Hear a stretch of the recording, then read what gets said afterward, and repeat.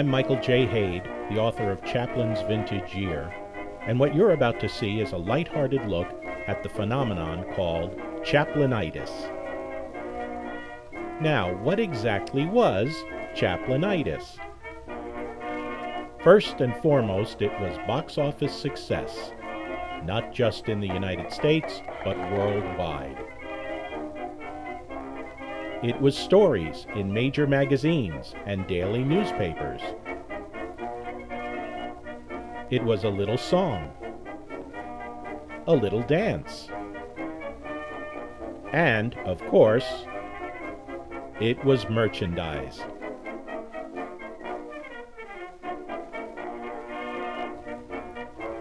Lots of it. Most famously, it was impersonation, sometimes by professionals, but mostly by children and common folk. Countless cities, towns, and communities held Chaplin contests and Chaplin parades. Bob Hope claimed to have entered a Chaplin contest as a teenager. Here's about 2 minutes of some young Charlie wannabes in Martinez, California in the early 1920s.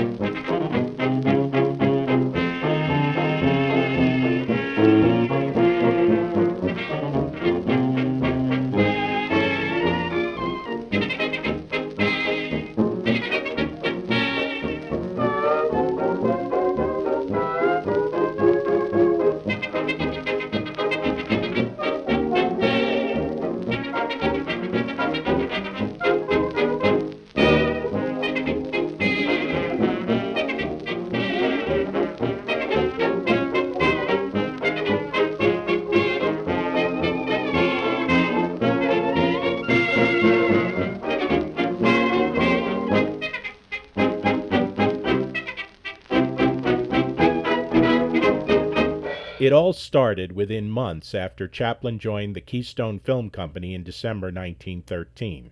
His earliest films were released the following February. By his second film, he'd settled on the costume that would become world famous.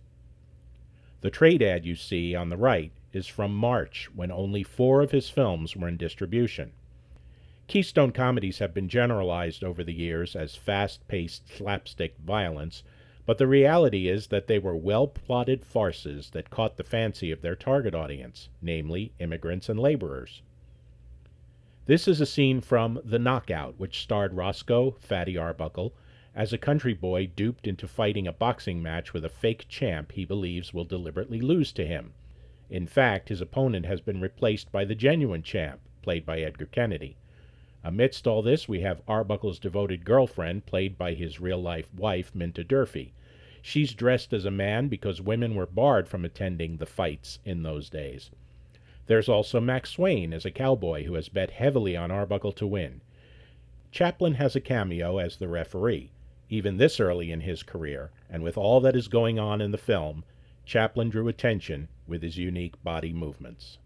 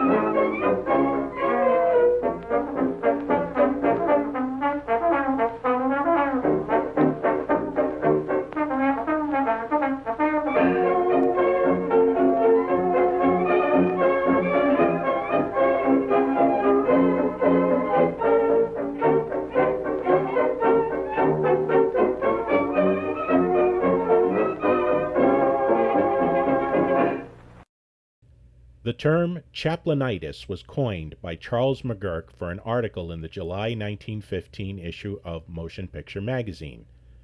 By then, Chaplin had signed with the S&A Film Manufacturing Company for $1,250 per week, and the company would soon be sweetening that deal by giving Chaplin a $10,000 bonus for each completed film as a form of profit participation. His movies were making lots of money because they were now being seen by more than just the working classes. Perhaps there was no greater symbol that Chaplin had entered popular culture than on the comics page, which at first commented on his character and his popularity with children, and inevitably that starred him. Newspapers and magazines were writing about him, drawing more and more people to see what he was all about. From there, the papers took to reporting about chaplinitis itself. Here's an item about a Baltimore youth dressed like Chaplin to draw customers to his father's theater. He was subsequently hired by a Washington, D.C. theater owner to do impersonation around D.C.'s theater district, which was then on 9th Street. Crowds grew so large that police had to be called in to maintain control. In New York City, crowds became so dangerously large, their local impersonator was taken into custody. The charges were quickly dismissed, but it became a news story when the judge didn't know who Chaplin was, which caused a great deal of laughter among spectators. Western Union had a little trouble when its American District telegraph boys went on strike in 1916. One of the reasons cited was that they walked so many miles each day that they were developing Charlie Chaplin feet. Of course, there was positive news, such as S&A sending several Chaplin comedies to the Western Front at the request of the British Army. S&A also sent along cardboard cutouts of Chaplin, originally designed to be placed outside theater lobbies, and the soldiers took them into the trenches. More than a handful of movie houses took pains to ensure attendance by booking a Chaplin film every single day. Both of these ads are from 1915. The titles on the left are all Chaplin Keystones from the previous year that were kept in very profitable circulation until the prints wore out. The ad on the right is for one of the D.C. theaters that benefited by the Baltimore Chaplin impersonator. A few enterprising thieves got hold of Chaplin's early Keystones, which the company never copyrighted, and illegally cut them into 3 or 4 reel features. Regardless of how much the makers of these cut-and-paste jobs charged, the theaters never lost money. Vaudeville got into the act. Gus Edwards, known for creating juvenile comedies that launched the careers of Eddie Cantor, Eleanor Powell, and Ray Bolger, among others, used 17-year-old Georgie Jessel in a Chaplin bit. The fake Chaplin at top center is Stan Laurel, then known as Stan Jefferson, Chaplin's former understudy when each worked for Fred Karno's London Comedians. In 1915, he founded an act called the Keystone Trio, where he played the tramp. Billy West began his career as a Chaplin impersonator in vaudeville in 1915 and was so good he was invited to do it on film the following year. But the first Chaplin imitation to appear on film was that of a woman, Minerva Courtney. Ms. Courtney was also a vaudevillian, specifically a male impersonator, and when she added a Chaplin bit to her act, it won her a film contract with a fly-by-night company called Metropolis. The first of her 3 attempts to mimic Chaplin survives. In it, she reenacts scenes from Chaplin's third S&A comedy, The Champion. In the following clip, you'll see her, followed by the scene as performed by Chaplin in the original. As you'll see, it would take much more ability than Ms. Courtney's to capture Chaplin's technique.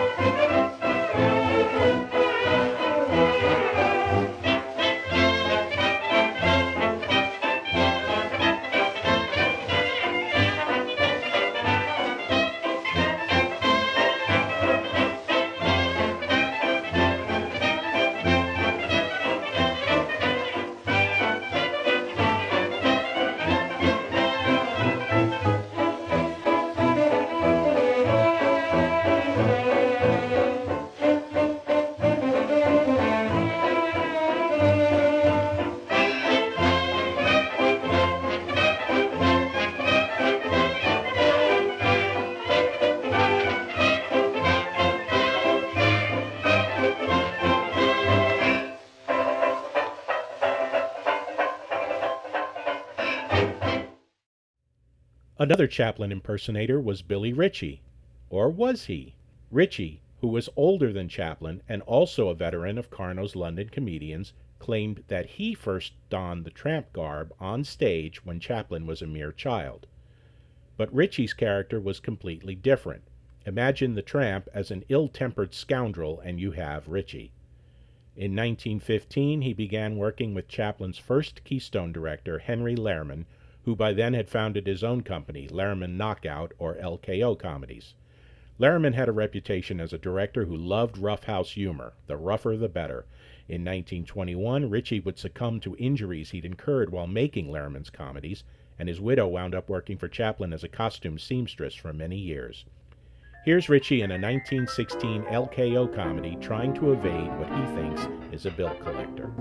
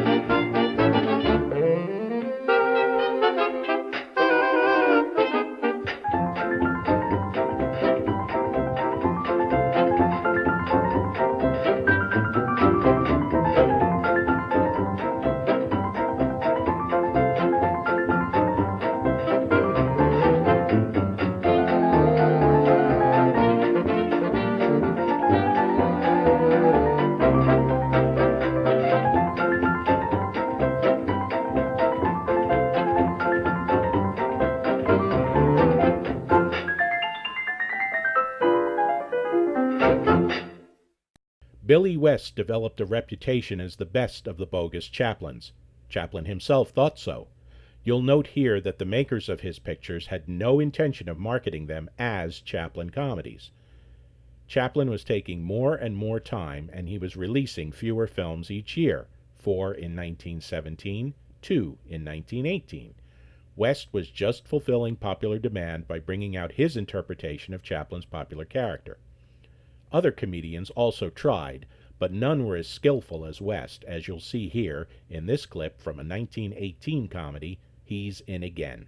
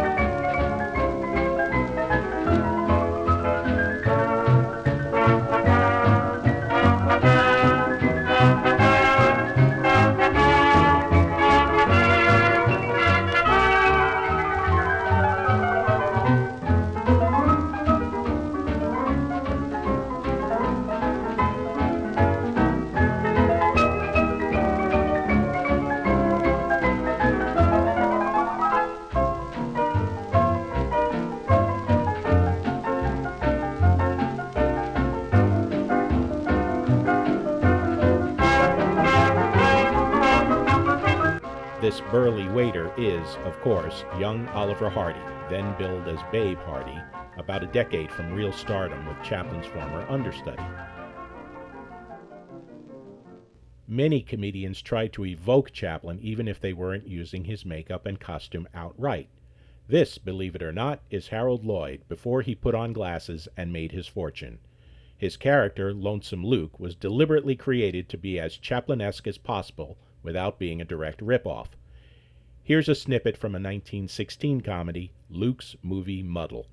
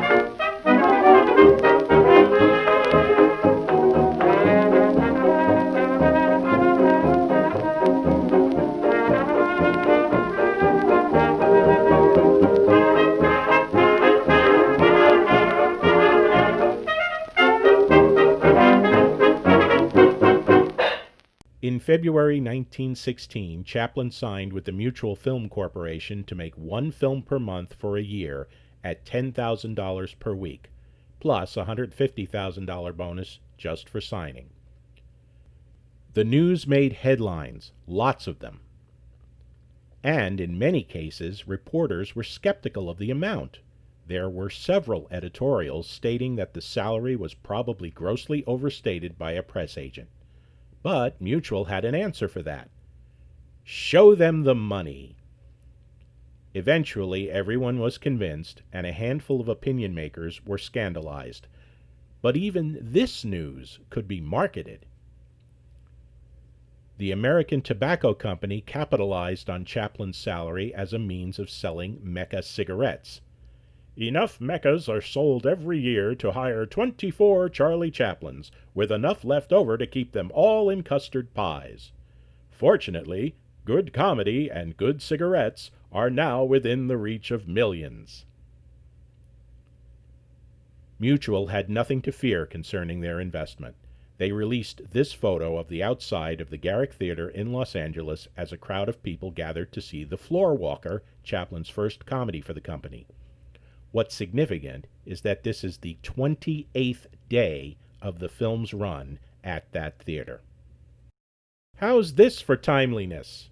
My personal favorite testament to the power of Chaplinitis is this borderline tasteless ad placed by the management of New York City's Strand Theater in November 1918, at the height of the influenza pandemic that killed tens of millions worldwide. As with our current coronavirus, modern medicine was as yet unable to treat it, and although they didn't call it that, social distancing with face masks was the rule for those who ventured out of their homes. Meanwhile, the Strand management wanted to thank Chaplin for his comedy Shoulder Arms, which was such a draw that moviegoers defied the state's Board of Health and packed the theater to see it. By every reasonable measure, Chaplinitis should have gone away when talkies came in, but didn't. Chaplin released 2 silent features during the 1930s, and even his great Mutual comedies of 1916 and 17 were dressed up and reissued as modern entertainment. In 1941, a new distributor put them into feature-length compilations, the first of which ran in New York City for several months. Beginning in 1950, Chaplin's old comedies could be seen on television, and this went on over the subsequent decades, even after Chaplin himself was exiled from the U.S. Chaplin films were also readily available to those with home movie projectors, both for the budget-minded consumer and the elite collector.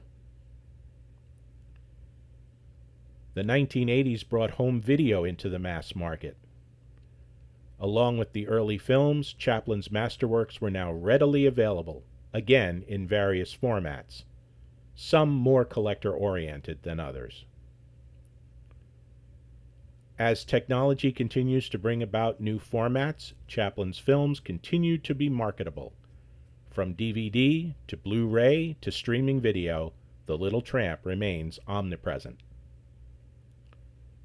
Chaplin's greatest legacy was to open a door for other movie comedians, and the door he specifically opened was that of a bank vault. Many greats followed in his highly paid footsteps. Roscoe Arbuckle started in pictures ahead of Chaplin and worked beside him at Keystone, but discovered after Chaplin left that by fusing slapstick with a lovable character, he could make his own fortune. Harold Lloyd went from the Chaplin-esque Lonesome Luke to this young, all-American go-getter and earned his own independence and millions. In 1917, Buster Keaton left vaudeville to work with Arbuckle for 2 years, then was given his own independent company, where he turned out masterpieces that probably resonate better with modern audiences than those of any other silent comedian. For a time, Larry Seaman was the highest-paid comedian in films when he signed a $3.6 million contract with Vitagraph in 1919. Gradually, he spent more money than his films were making, and it ruined his career and led to a nervous breakdown and early death. Today, he's still beloved in Italy, Germany, France, and Spain, but over here, he's best remembered for having used both Stan Laurel and Oliver Hardy separately in some of his films. In the mid-1920s, Harry Langdon was thought to be Chaplin's successor when many highbrow critics praised his comedies, which combined elements of slapstick, sophisticated humor, and pathos. But as Langdon sought to make his character even more Chaplin-esque, he fell out of favor with moviegoers. By the end of the silent era, these two, Chaplin's former understudy and Billy West's former heavy, had teamed up and managed what the others couldn't, to bring their comedy successfully into the talkie era and become probably the most beloved comedians since Chaplin by movie audiences.